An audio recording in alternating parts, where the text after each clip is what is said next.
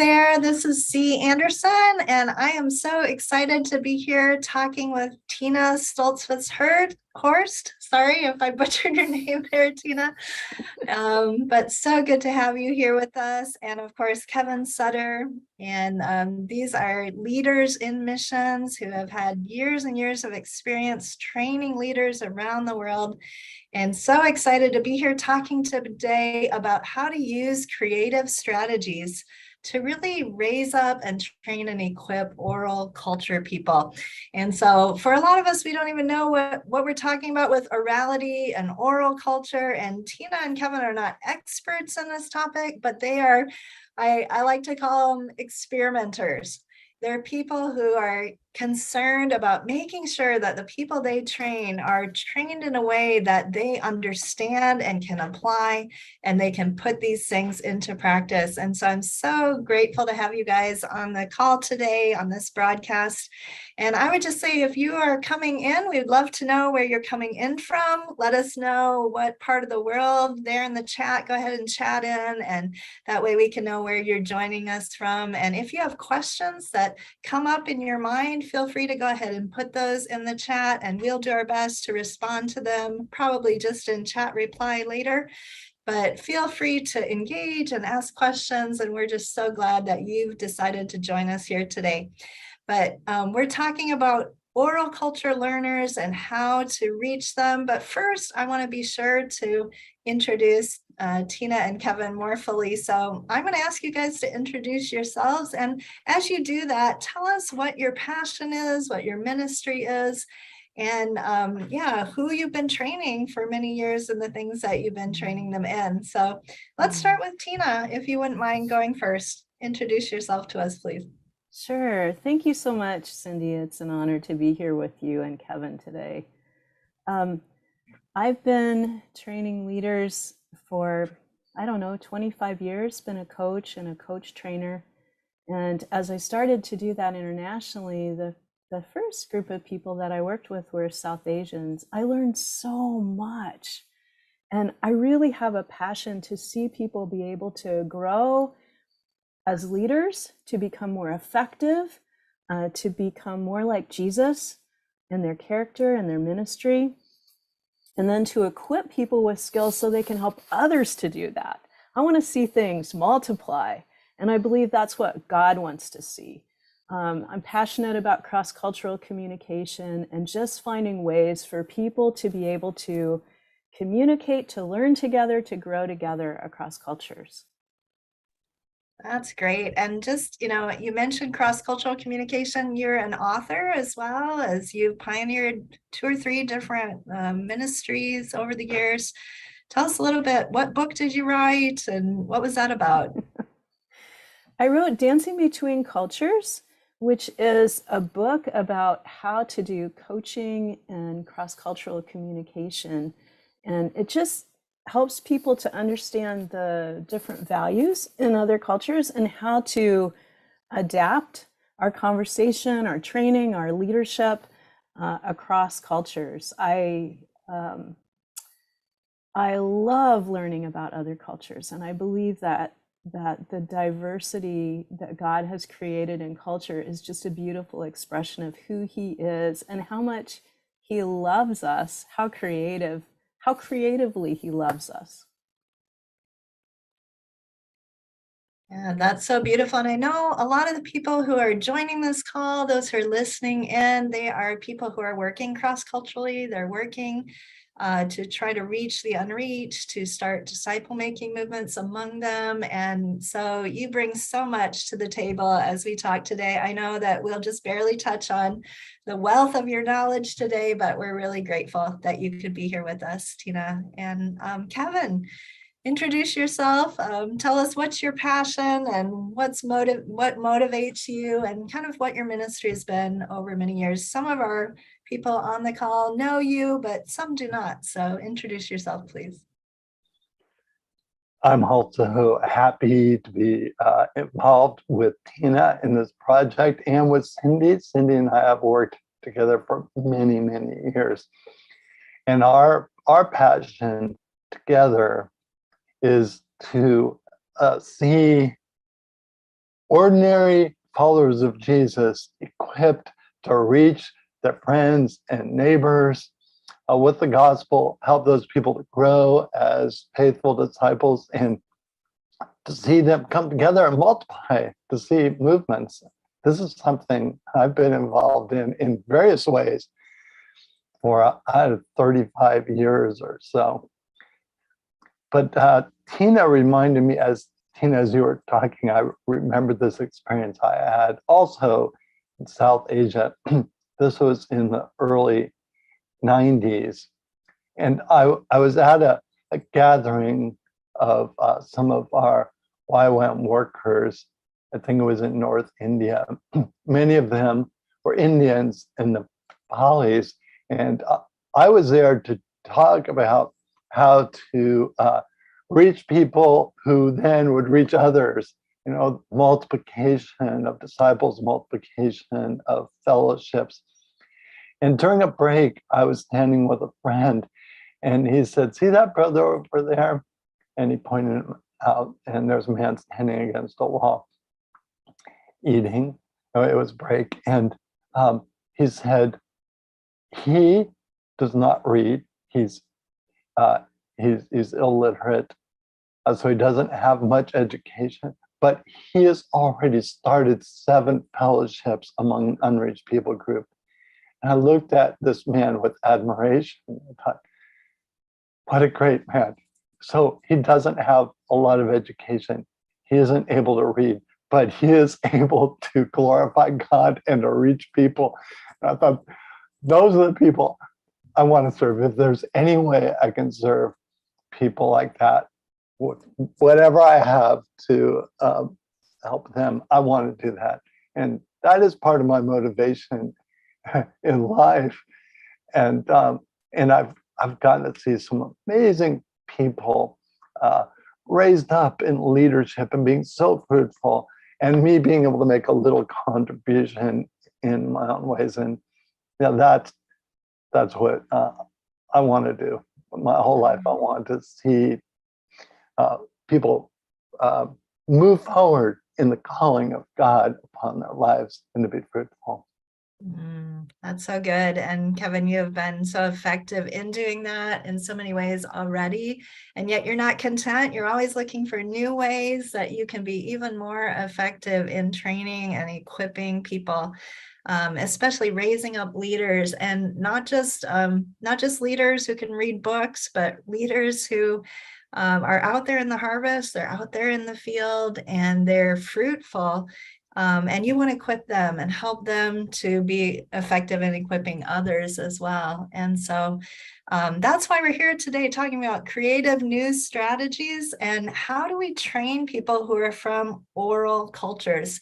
Let me just define oral cultures a little bit as we talk about oral cultures, what we mean. For some people who are watching, they want exactly what you guys want. They're passionate about the same things, but let's just define what we're talking about when we talk about oral cultures. So when we mention oral cultures, we're talking about people who prefer to learn through stories, through dramas, through hearing things and participating with them, as opposed to learning from books, right? It doesn't necessarily mean they're illiterate, which, Kevin, you mentioned this man who couldn't read and write. Not all oral culture learners are illiterate. In fact, many people who are oral culture learners can read and write, but they prefer to learn. Their preferred style of learning in their culture, in the way that they've grown up, and just their personal style is through participating in things, songs, music, dance, physical things. And they come from a culture where in their culture, the way that important content is passed down is through stories. And so most of the cultures in Asia, in Africa, even many of the immigrant peoples who live in the United States or in Canada or in Europe are from what we call an oral culture. the way that their culture passes on information is not through books and not through writing things down. It's through stories and song and drama and things like that. So that's my understanding anyway of what an oral culture is. And so many of the people we're trying to train and that the people who are listening are wanting to train come from this kind of a background. Is there anything that either of you'd like to add to kind of that definition of what we mean when we talk about oral culture people? Cindy, I would say one of the things that strikes me as a trainer is that often people who are from oral cultures or prefer oral learning also prefer to learn in relationship. And so they learn best in a group where there's discussion, where there's interaction, where we're praying for each other, we're concerned for each other, we're able to talk about how we're putting this into practice together. And that's a really important component of the learning process. Right. Oh, so good. Yeah, that whole community aspect is really, really important. They're not individualists, but they're community oriented in their culture. And so that applies to how we train in those contexts. So good, Tina. Anything you'd like to add, Kevin, as we talk about what we mean by oral culture learning? Yeah, I think that whole aspect of it being relational and people participating together, that camaraderie, that learning together. And actually, all of us benefit from that. But often, if we've grown up in more of a Western context, our educational system can be very individualistic. You read the book.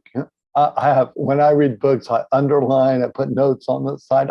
I get a lot out of reading. But if that's all I did, I would dry up. I need to interact with other people. I mean, that's me from a more individualistic culture. And it's much more so for people that are from more of a community culture and relational. That rich relationship has to be part of their learning process, and it is. And if we are able to provide a learning experience that incorporates that, all the better. And that's what we're trying to do. Yeah, that's right. And so, either one of you can answer this question or both of you, but I hear you talking about why we need to understand the difference between oral cultures and book learning cultures, cultures that are more community oriented as opposed to more individualistic. And kind of inferred in that is that we then need to adapt how we train and what we do as trainers to fit the culture, that the learning style that's preferred by those people. And yet, a lot of people don't adapt. A lot of people take a training that was run in North America or it was run in Europe, and they just rubber stamp it and put it into a context in Asia or in India or Africa. And they try to run that exact same training in the exact same way, but then they wonder why people are so slow to pick up and understand. Have you guys ever seen that? Why is it important that we adapt and change our style of training to fit the context of the people we're trying to train? I'm glad you brought that up, Cindy. Definitely, I've seen this many, many times, that we as the trainers are modeling something that cannot be imitated or copied or used by the people we're trying to equip. And so then they do it the same way it was presented to them.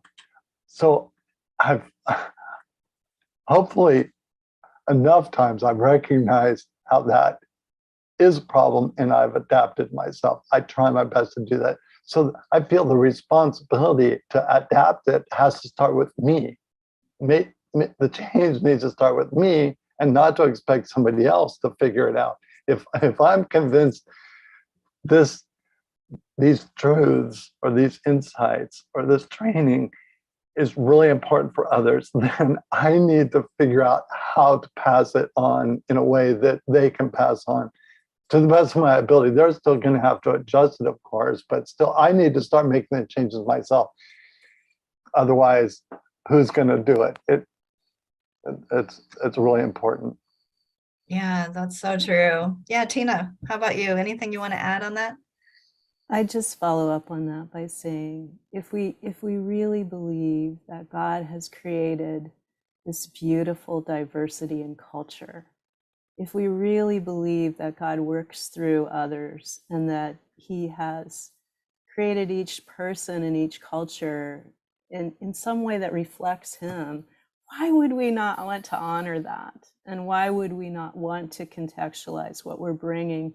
Because we want to reach people. We want what we do to be effective. And so, of course, we would want to honor that beauty in others. We would want to connect with, how best do you learn? How can I serve you? If our attitude is not that servant approach, what we're bringing it's not effective. Yeah, that's right. It's not effective, and it's not, as we often say in DMMs, it's not reproducible. It's not going to multiply and grow organically and spread through that people group or through that region easily, because there's barriers that are caused just by the method of training that we're using. And I would just echo what Kevin said. That's been my experience as well. Sometimes as the trainer, though, if I'm a Westerner, or even if you're an African who was trained in a Western context, maybe you had a Western education, or you're an Asian with a Western education, and you're trying to reach people in rural Mali, or some country in West Africa. You have to also adapt and change. And sometimes for us, that's heavy. That's hard. I know there have been times where I've been trying to prepare, and, putting together a 3-point sermon is really pretty quick for me, pretty easy. I know how to do that. I can do that fast. But putting together a presentation where I'm using stories, where I'm making it participatory so that everyone can learn, slowing myself down. So I'm teaching less content, but teaching it in a way that it can multiply and it can reproduce. It can be hard work, but it's worth it because of the effect and the impact that we see, and the reproducibility of those stories and things that can start to spread and be retold. So yeah, awesome. I know you guys are passionately committed to this, and you actually have a course that you've created. It's going to be opening for enrollment. In fact, it's open now, and it's a course that's particularly geared towards people who are from oral cultures. But the course isn't about oral cultures. Tell us, what's the content of this new course, and what are some of the skills that people would gain who take this course?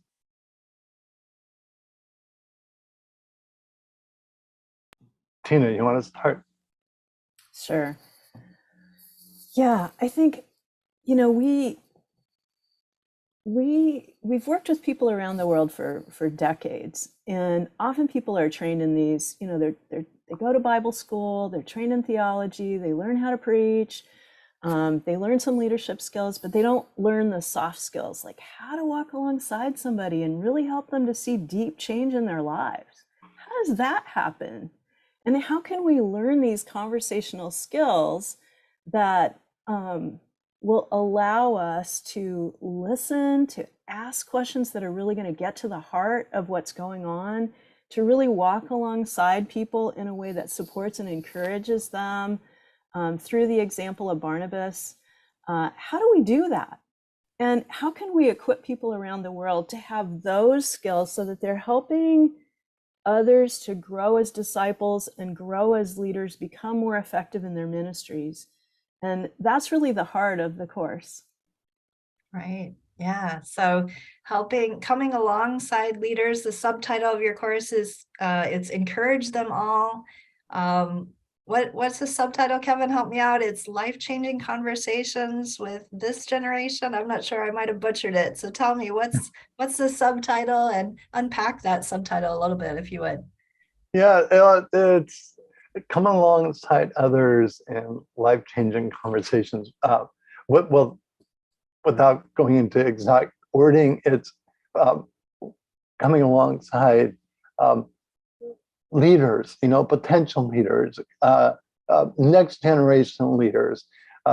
We see potential in them, and we want to see them grow and achieve that potential. How do we help them? And many of us can do that. Many of us can help them get going. There are others who help them move forward. We all have different opportunities where we can come alongside somebody in their life journey and help them to seek the Lord, listen to them, what their challenges are, and kind of encourage them to make that decision and go forward with what's best for them as far as they understand. Anyway, that's the idea. Right. We're wanting to. There are some very basic and simple conversational skills that people can learn to enable them to do that. It's pretty simple, but the impact can be very profound. We've experienced that in our own lives. I know I have, with others coming alongside me in times where I just needed some input. And I've also had the opportunity to come alongside others, and utilizing these simple skills has really worked. God has blessed it. We want to see other people discover that as well. Right. Yeah. So it's simple, but it's not obvious, right? Would you say that's true? It's These almost are the simple opposite. skills, but they're not necessarily natural skills for some of us. Right. They're things that we need to learn if we want to develop the people that God's placed in our lives and encourage them and walk with them. And I know for many of us, we're believing God will give us Pauls, that we can be Barnabas too, those apostolically gifted people who are going to reach this people group and, plant many, many churches and do incredible things for the kingdom. But Pauls need Barnabas to walk beside them. And even those of us who maybe have more of a Pauline kind of anointing, and I would raise my hand at that. I think I'm more like Paul than Barnabas in my natural personality. We need to grow in skills to learn to be a Barnabas as well as we develop leaders. So this course talks about how to develop those skills, simple but not obvious things that we can learn quickly and begin to put into practice. One of the skills you mentioned, Tina, was asking open questions. Are there any other skills that you'd like to highlight that this course would equip people in? One of the things I think we all see as leaders is that often the people we work with have really good intentions, and we kind of know how to have conversations with people. And often we have these great conversations, but nothing really happens. And one of the simple skills in the Encourage Them All course is how to help people move towards action and how to provide that follow-up with them, that friendly accountability in a way that is encouraging and not judgmental. And that also really helps people to come back from failure and to overcome obstacles that they're experiencing and begin to move from just dreams and ideas and hopes to actual concrete action that moves them forward, moves their ministries forward, moves a movement forward. So good. I love that you talked about moving from a dream to action. And I know for those who are aiming at disciple-making movements, and not everyone who's watching this would be, but for many of you guys who are watching, your goal, your desire, your dream is to see a movement of disciples take off in your area. But how do you move from the dream to the action? How do you move there personally, and how do you help others to move there? And such a key important skill that you guys are training on in this Encourage Them All course. So Kevin, why don't you address this one? What are some of the adaptations that you have been experimenting with, and how have you put this into an online course that's particularly focused on training oral culture people? What are some of the different things you've adapted or worked? I know you guys have worked so hard on creating this course. What are some of the things you've done to make it really well suited for people from oral cultures? Yeah, that's a good question. and I'm happy to answer. Tina and I have taught these skills in the past. And so as far as content, that's pretty easy. And maybe we could just do some training videos to teach these skills, and that'll be great. That shouldn't take too long. Then when we started to consider all the different types of people that we'd love to serve with this training, oral learners, as well as people who are book readers, who learn other words, all these different styles of learning. How do we include everybody? Well, the oral learning aspect was new to us. Like, okay, if they're not going to benefit that much from reading or just hearing somebody talk nonstop, but they want to be involved relationally and to be active, etc. We've all recognized the importance of that in our own lives as well. But how do we do that? How do we incorporate that into this training that we have in mind? And we began to work with our friend Anima in India, and she has worked a lot with oral culture people because they're all around her. She's Indian, and her community often prefers oral learning, so she knows, and so she started to help us. And so we're getting some fresh ideas. Oh, well, then maybe we shouldn't do this, and maybe we should do that. So we began to realize animation could help, where there's a story that you're watching that communicates important concepts. And then maybe you can talk about what you learned out of that story afterwards. Oh, another way that a lot of people learn is through hearing a jingle that communicates the important keys, music. It's just something that kind of helps you remember these things. Oh, how do we make jingles? What would that be like? And so we're getting help and that. So animation, jingles, demonstrations of conversations where people can watch two people talking and interacting, or a small team interacting in a purposeful conversation, watching that and then thinking, well, what did I learn from that? So what seemed like this would be a pretty simple, quick project turned out to actually take a couple of years, right, Tina? It really took about 2 years to do this. But we would both agree, it's been an enjoyable 2 years. We've learned a lot, and we've had so much help, creative help. So it's far more interesting and dynamic than what we would have come up originally.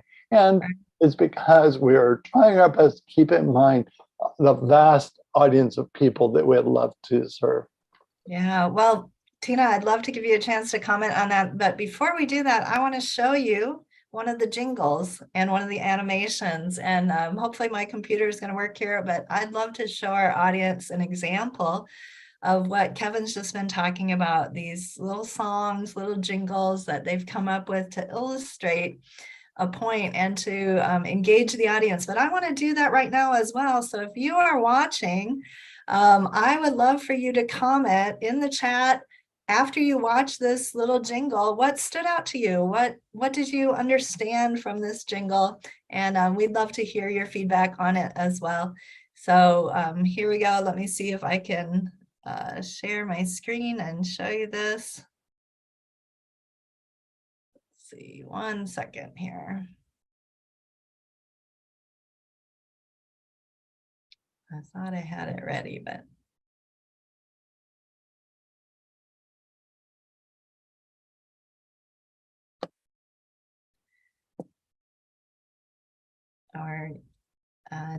Tina, why don't you go ahead and comment for a moment while I'm getting that queued up? Okay, I'm happy to do that. I think one of the best things we did was to bring people from oral cultures onto our creative and writing team as full partners in the process of creating this content. that was such a helpful thing to do. Then we consulted some morality experts, because Kevin and I are not experts on that, and neither were our team members. They were bringing their own experience, but they weren't experts on orality. That also brought some really interesting revelations. I think one of the things we learned is the importance of repetition for oral learners. And so there's a lot of repetition built into the course in different learning modes, in different ways. Another thing was recognizing, as Kevin touched on, that rather than explain a concept, we need to demonstrate what it looks like in real life. We need to tell a story or give a metaphor, because for oral learners, they learn more through their five senses, more concretely than abstractly. So if we want to get across content that's a little more abstract and conceptual, we want to have a story that illustrates that. And of course, the Bible is full of amazing stories that demonstrate how to walk alongside people. So drawing from the example of Barnabas, from Jesus, from others in the Bible, provide beautiful examples of others who are promoting growth in those that they're with, that they're conversing with and walking alongside. Awesome. Yeah, I think I have it here. So let's watch that. And again, as you watch this, give us your feedback. Let us know what you think of it and what stands out to you from it.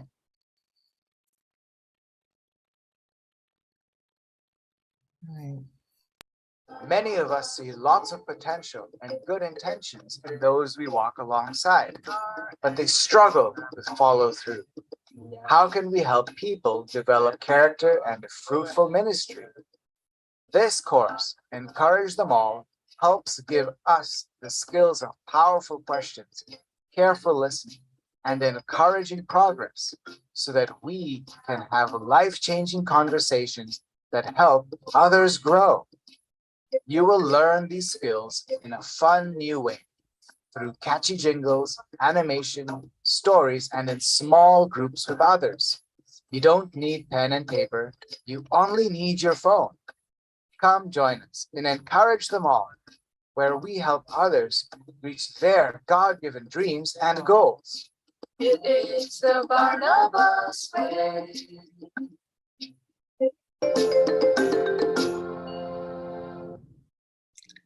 All right. So that's just a little tiny taste of the song, It is the Barnabas Way, which is one of the jingles from the course. And you got to see some of the animations. Go ahead, let us know. What did you think of that? Definitely a creative new way to be presenting material. And there's some other jingles. Maybe one of you could highlight the content of one of the other jingles. We won't play it, but what are some of the other jingles about that they will get when they go through this course? I know there's one called Ask, Ask, Ask, or something like that. That's what's my that one about? favorite. Yeah, That's my your favorite. I favorite like jingle. that one too. It's so fun to, I have to say that the writing team and the creative team, as we've listened to these jingles and worked on them over months and months and months, they stick in our heads too. So we find ourselves singing these things, and our families who've listened to them through our computers and our speakers over the last year are also familiar with them, and we laugh about, and as these phrases come to mind and they come into conversation. And that's the point. That's the whole point of creating these memorable jingles set to music. So the one that Cindy's talking about is Ask, Ask, Ask. This is my task. Listening is caring. Listening is believing. Hoping my questions unlock it.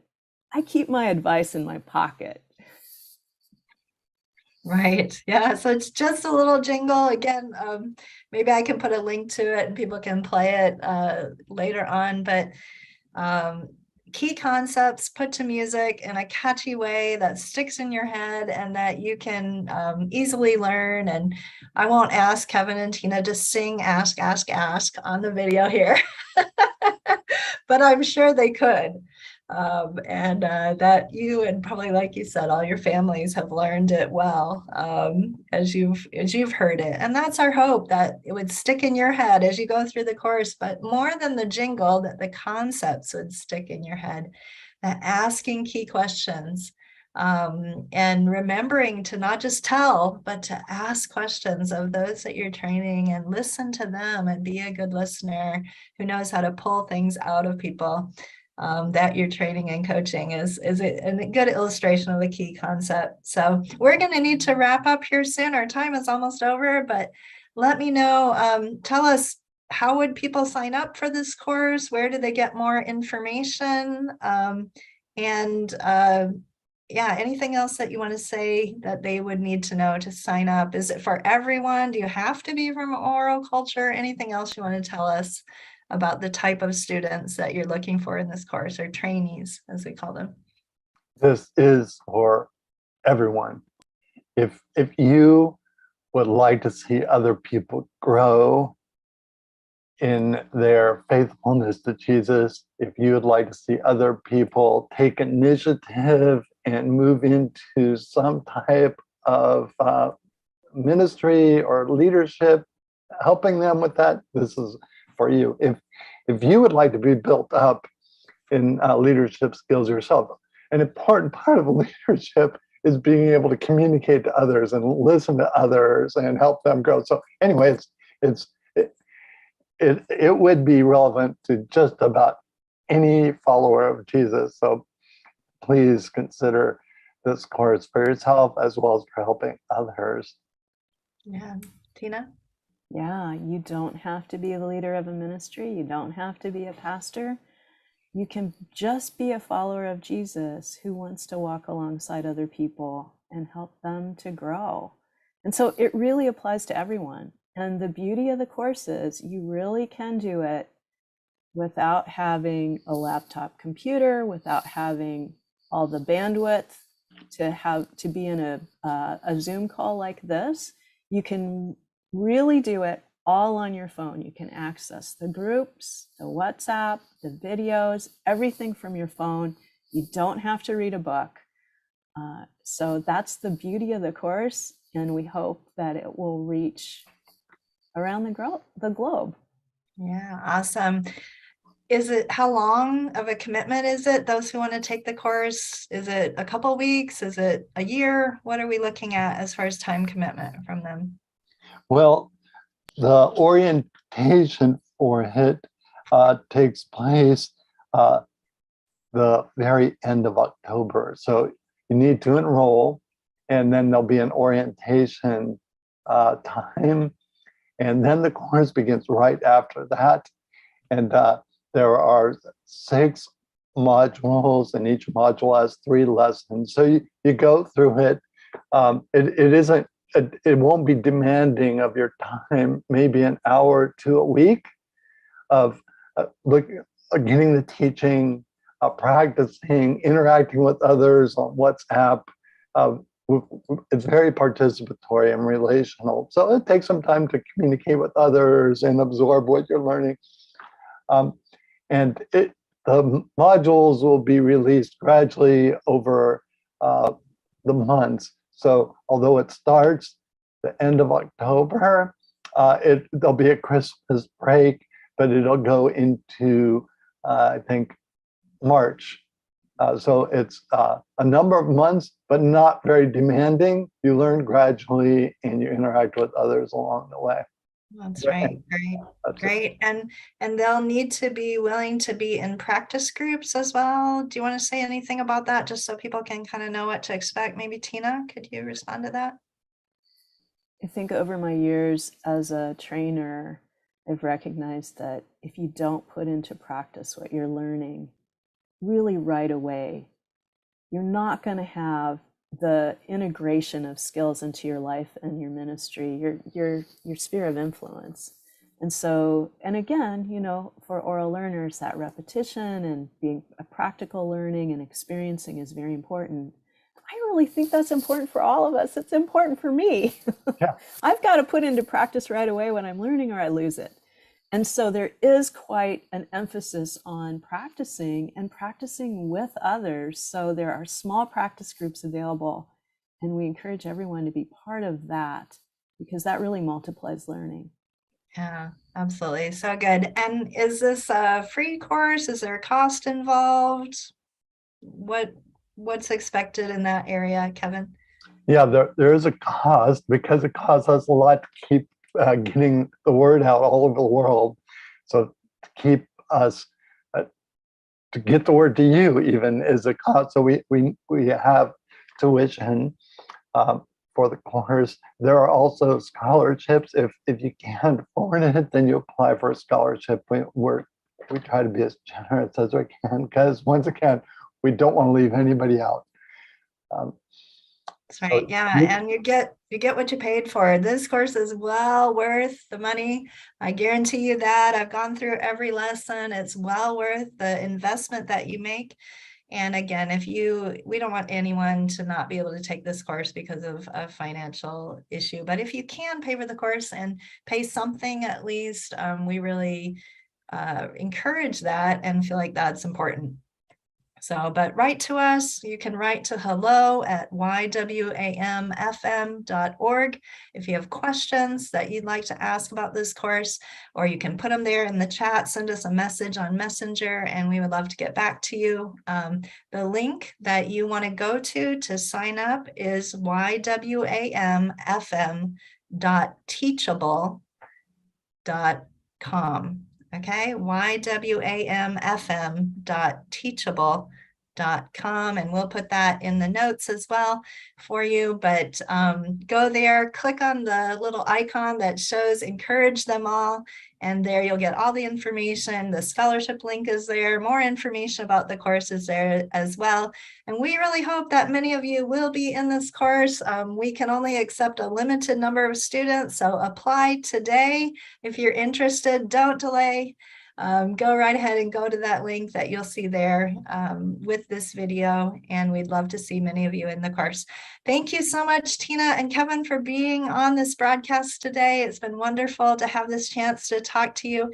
And I want to ask one last question that we leave people with, and that's, what's one practical thing that they could do to be more effective among oral culture learners, or in the area of encouraging people? One practical thing that you want to leave people with as we wrap up today. I would say that listening is caring and listening is believing from that jingle. We know that God listens to us. He listens to our prayers. His ear is attentive to us. And one way that we can be like the Father is to listen to those around us and to honor them in that way. So good. Kevin? Yeah, and I would add, there's that jingle, it is the Barnabas way. What is the Barnabas way? And I think it's described pretty much in just 2 verses from Acts chapter 11. It says, when he arrived, he saw evidence of the grace of God, and he rejoiced, and he encouraged them all to remain true to the Lord with all their hearts. So that's a Barnabas way. When you arrive, when you're with other people, look for the evidence of the grace of God at work in their lives, and rejoice, celebrate it with them, encourage them, and encourage them to remain true to the Lord and his calling. Be faithful and obedient to Jesus. That's the Barnabas way. Excellent. So that's our assignment. I got mine from Kevin and Tina. That's what I want to put into practice, is this week I'm going to be caring for people by being a good listener, pausing to really listen to what people are saying around me. And that when I do that, I'm being like Jesus. So I'm going to focus on being a good listener this week. And I'm going to look for evidence of what God is doing in their life, evidence of the grace of God, as Kevin said, and recognize it and call it out when I see it. Say, this is something I see in you. And as I do that, and as you guys who are watching, as you do that, people will be encouraged. So whether you join the course or not, let's be good listeners who are like Jesus in that way, who care in that way for people around us. And let's be people who follow the Barnabas way by recognizing the grace of God in those around us. Once again, Kevin and Tina, thanks so much for being with us. Don't forget, sign up for this course right away. It's a limited course, a limited space, and the date to enroll is rolling up very soon. I think Kevin said the 28th is the last day to enroll. So jump right on that if you're interested. Again, Kevin and Tina, thanks so much for being with us. God bless you guys. Thank you, Cindy. Okay.